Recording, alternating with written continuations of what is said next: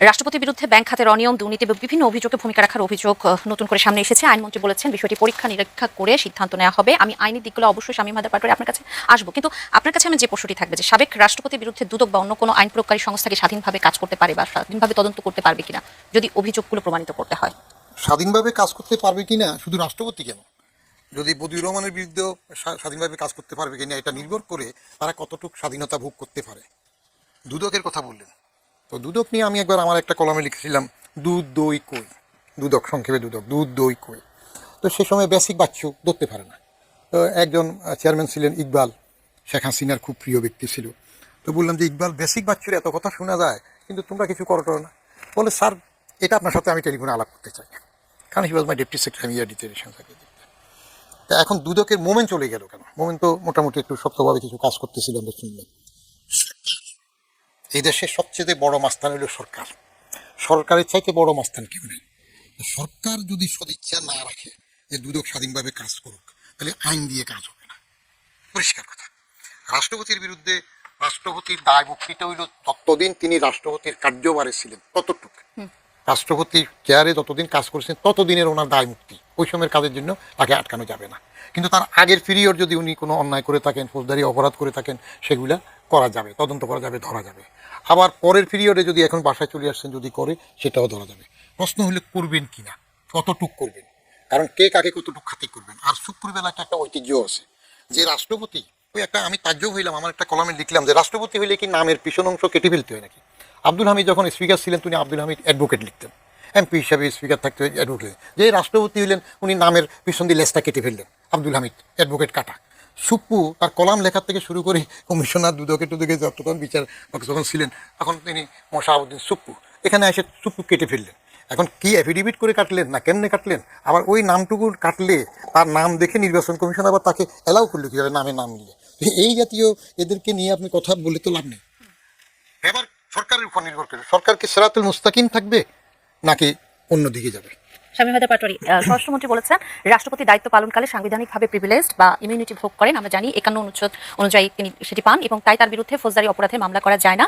পদত্যাগের পর সাবেক রাষ্ট্রপতির বিরুদ্ধে কোনো অভিযোগ উঠলে বা তার আগে রাষ্ট্রপতি থাকার আগে যদি তার অপরাধের তদন্তগুলো চাওয়া হয় বা ফৌজদারি কোনো অপরাধের মামলা করা যায় কিনা? উনি সঠিক ব্যাখ্যা দিয়েছেন। উনি লয়ের ছাত্র এবং যখন ল সংবিধান নিয়ে উনি কথা বলেন আমি দেখেছি উনি এখন পর্যন্ত আমি পাইনি উনি কোনো ভুল বলেছেন। ওনার রাষ্ট্রপতি হওয়ার আগের কোনো ঘটনা নিয়ে এখন মামলা করা যেতে পারে, আইনি বাধা নেই, কিন্তু বাংলাদেশে কোনো নজির নাই যে কোনো রাষ্ট্রপতি তার রাষ্ট্রপতির পদ হারানোর পরে বা টেনিউর শেষ হওয়ার পরে তার বিরুদ্ধে আগের ঘটনা নিয়ে মামলা হয়েছে, এমন একটা নজির নাই।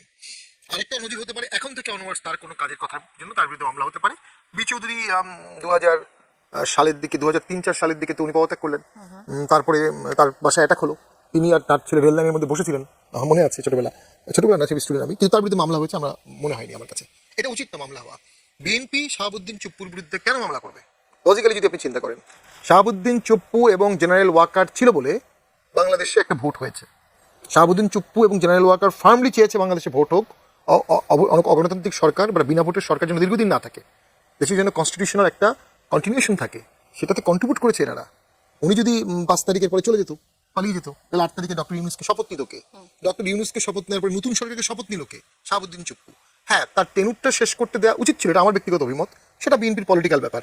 কেউ তাকে যদি মামলা দেয় তাহলে আমি বলবো যে লোকটা ট্রানজিশনে হেল্প করলো, ডেমোক্রেটিক রেজিস্ট্রেশনে যতটুকু তার ক্ষমতা কিছুই নাই, হেল্প করেছে, তিনি তাকে আপনি কেন সরিয়ে দেবেন? তিনি তো এই বিএনপির ট্রানজিশনে এখন পর্যন্ত কোনো বাধা সৃষ্টি করেনি এবং অসুস্থতার কারণ দেখিয়েছেন। কারণ অসুস্থতা হলো আমরা বাংলাদেশের কোনো মানুষ মনে করে না তিনি অসুস্থতার কারণে পদত্যাগ করেছেন, এবং এরকম পর্যায়ে এটা পলিটিক্যাল না।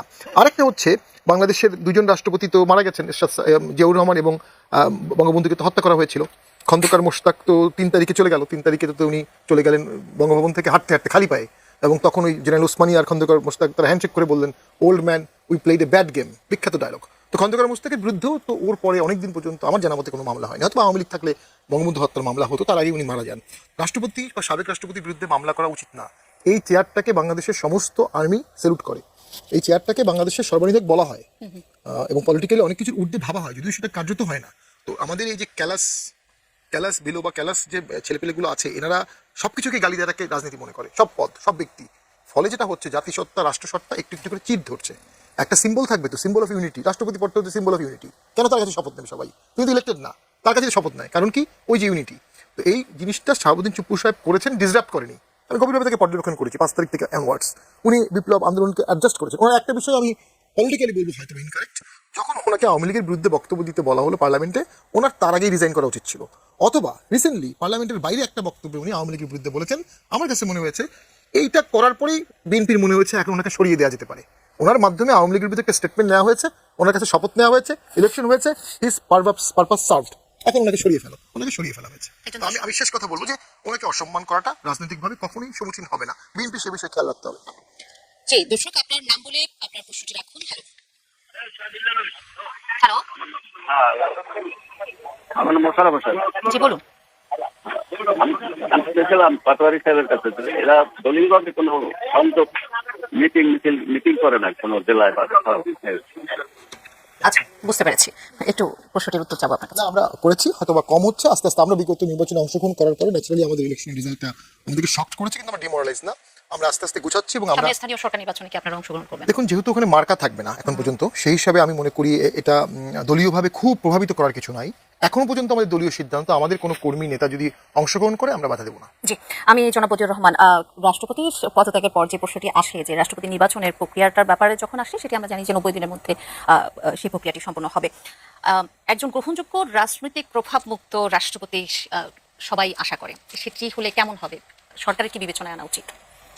সবাই বলতে কাকে বুঝাচ্ছেন আপনি? সবাই না, সবাই বলতে কি আপনি জনগণ মনে করেন? সবাই বলতে পার্টি ইন পাওয়ার, রাষ্ট্রপতি নির্বাচনের যে কনস্টিটিউশনাল বিধান, সেখানে সংসদ সদস্যরা ভোট দিবে। তার থেকে তাদের মেজরিটি বেশি, তারা যে ক্যান্ডিডেট দিবে এটা হবে। এবং ওটার সাথে প্রতিদ্বন্দ্বিতা করার জন্য ওই যে তথাকথিত বিরোধী দল যেটা আছে জোট ফোটে, ওই যে জানাফা এবং বাজাই, জামাত ইসলামী আর বাচ্চা কাচ্চার দল, এরা আদৌ প্রার্থী দেবে কিনা সেটা বিবেচনার বিষয় আছে। তাহলে সবাই বলতে বাজাত, বিএনপি যাকে মনোনয়ন দেবে তিনি হবেন।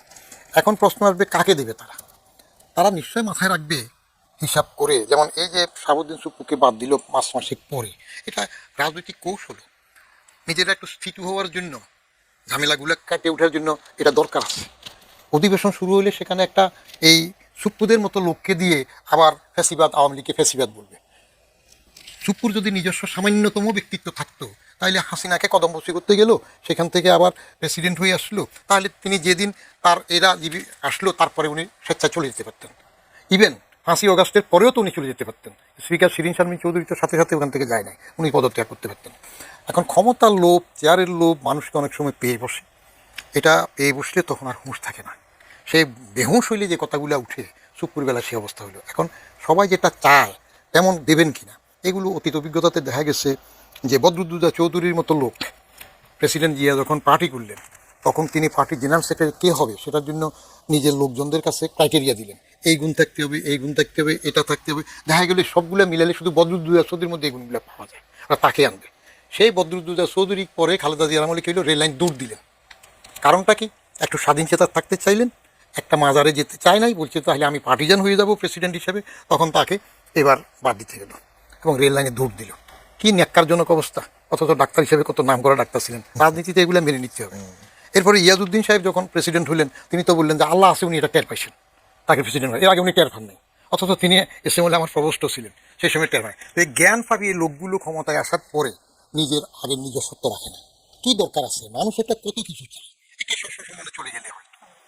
জি, আরেকজন দর্শক আছেন ফোনে। জি দর্শক, আপনার নাম বলে প্রশ্নটি রাখুন। হ্যালো, আসসালামু আলাইকুম। আমার নাম আমজাদ, রাজশাহী থেকে। জি বলুন। আমার নাম আমজাদ, রাজশাহী থেকে বলছিলাম। জি আমজাদ বলুন, আপনাকে শুনতে পাচ্ছি আমরা। শামীম পাটোয়ারির কাছে আমার প্রশ্ন, যে ওনার টকশো আমি দেখি। আমার প্রশ্ন হলো যে আওয়ামী লীগের ভোট নিয়ে বিএনপি ক্ষমতায় আসলো, আর সে আওয়ামী লীগের এক্সেস দিচ্ছে না, আর আওয়ামী লীগের যদি এক্সেস না দেয় তাহলে জামাত তো আরো লাভ হবে, আর আওয়ামী লীগের এক্সেস দেওয়া মানে জামাত মনে করেন লাফানি বন্ধ হয়ে যাবে। এটাই আমার শামীম স্যারের কাছে প্রশ্ন। জি জনাব শামীম হায়দার পাটোয়ারি, আপনার কাছে আসি প্রশ্ন। দেখুন, শেখ হাসিনা যখন দুর্দান্ত প্রতাপে দেশ চালাচ্ছিল 3টা বিতর্কিত ইলেকশনের মাধ্যমে, আমি অস্বীকার করবো না, কিন্তু উনি চালাতে পেরেছিলেন কিন্তু শক্ত হাতে আনটিল 24-এর আন্দোলন রাখতে। আমরা তখন বলতাম শেখ হাসিনার ভয়ে বাঘ শিয়াল একসাথে পানি খায়, বাঘে হরিণে একসাথে পানি খায়। এখন শেখ হাসিনা ডিসেম্বরে আসতে পারেন একটা ঘোষণা দিয়েছেন, যেটা অনেক অঙ্ক আছে। সেই ঘোষণার সাথে সাথেই কিন্তু চুপ্পু সাহেবের যাওয়ার প্রস্থানের হয়ে গেল, অর্থাৎ চুপ্পু সাহেবকে রাখতে সরকার সাহস পাচ্ছে না। এবং একই সাথে মাননীয় প্রধানমন্ত্রী সমস্ত দলকে ডাকলেন, খাওয়ালেন, ডিম টিম দিয়ে ভাত টাত খাওয়ালেন। অর্থাৎ শেখ হাসিনা আসার ঘোষণাতেই বিএনপি, জামাত, এনসিপি সমস্ত দল এক হওয়ার প্ল্যাটফর্ম তৈরি হয়ে গেছে। তো প্রবলেমটা যেটা হচ্ছে, জামাত ক্ষমতার দ্বার প্রান্তে চলে গিয়েছিল বিগত ভোটে, কিন্তু জামাত মনে করে তাদেরকে হারিয়ে দেওয়া হয়েছে। এই থিওরিটা কিন্তু জামাত স্ট্যাবলিশ করছে তাদের নেতাদের মধ্যে, এবং জামাত মনে করছে যদি বিএনপি ব্যর্থ হয়, যদি জাতীয় আওয়ামী লীগ মাঠে না থাকে, হয়তো নেক্সট গভর্নমেন্টটা জামাতের হবে। সেই হিসাবে জামাত একদম ফুললি বিএনপির সাথে মিশে যাওয়ার ক্ষেত্রে একটা হেজিটেন্ট হচ্ছে। পাশাপাশি বিরোধী দলের যে একটা ভ্যাকুয়াম আছে, জাতীয় সংসদে নাই, আওয়ামী লীগ সংসদে নাই, এই ভ্যাকুয়ামে জামাত এবং এনসিপি বাদতে চিল্লাচিল্লি করে মার্কেট পাওয়া যাবে, চিল্লাচিল্লি করলে বিরোধী দল হওয়া যাবে। সেই কারণে তারা অনেক সমালোচনা করছে। বাট আমি মনে করি আওয়ামী লীগকে যখন আপনি রিভাইভ করবেন, জামাত এনসিপি বিএনপির পতাকা তলে আসতে বাধ্য, টোটালি শেষ করে দিই। আর যদি জামাত আওয়ামী লীগকে রিভাইভ করা না হয়, তাহলে কোনো একটা পর্যায়ে গ্র্যাজুয়ালি বিএনপি জামাতের পকেটে চলে যেতে বাধ্য হবে, বিএনপি ক্ষয়িষ্ণু হয়ে যাবে, বিএনপি মার্জ হয়ে যাবে, জামাত বিএনপিকে খেয়ে ফেলবে। কারণ জামাত একটা হার্ডলাইন দল, ওই পাশে পর্দার পারে বা নিষিদ্ধ হয়েও আওয়ামী লীগ একটা হার্ডলাইন দল। সেই তুলনায় বিএনপি সফট দল, অ্যাকোমোডেটিভ দল, ইনক্লুসিভ দল, মডারেট দল, তাদের হার্ডলাইন কর্মী নাই, জীবন দেওয়ার মতো কর্মী কম। দুটো জীবন দেওয়া দলের মধ্যেই দেখা যাবে সংঘাত হবে। সেই সংঘাতে যেই জিতবে বা যেই হারবে, মাঝখানে বিএনপি কাস্টমাইজড হয়ে যাবে। বিএনপির জন্য এখন সর্বদলীয় রাজনীতি উত্তোলন করার সময় সুযোগ। আমি কিছু কথা বলে দিই, আমি বইপত্রে যেটা পড়েছি, ৭৫ সালে বঙ্গবন্ধু জিয়াউর রহমানকে বলেছিলেন তুমি রিজাইন করো আর্মি ডেপুটি চিফ থেকে, এটা একটা বই আমি পড়েছি। জিয়াউর রহমান এসে কিন্তু সেই আওয়ামী লীগকে রিভাইভ করছে। আওয়ামী লীগকে কিন্তু নিজের স্বেচ্ছা মৃত্যু হয়েছিল আওয়ামী লীগের, নিজেই বাকশাল করে নিজের দলের মৃত্যু করে দিয়েছে। সেটা রিভাইভ করলো কে? জিয়াউর রহমান। কেন করলো? কারণ সর্বদলীয় রাজনীতি, ইনক্লুসিভ রাজনীতির কোনো বিকল্প আছে বলে উনি মনে করতেন না। এই জন্য ওনাকে বহুদলীয় গণতন্ত্রের প্রবক্তা বলা হয়।